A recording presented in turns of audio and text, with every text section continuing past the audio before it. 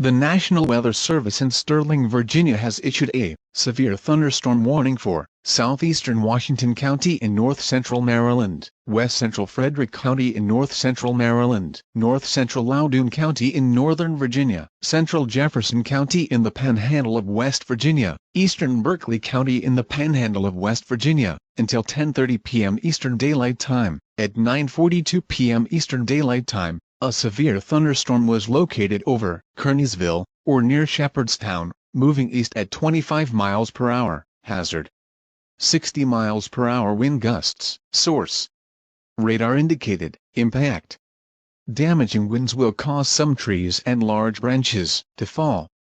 This could injure those outdoors, as well as damage homes and vehicles. Roadways may become blocked by downed trees.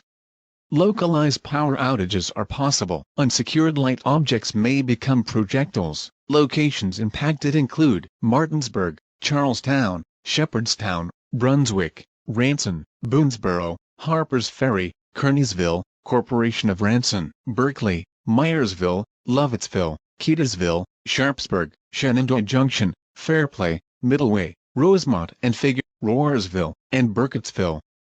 For your protection, move to an interior room on the lowest floor of a building.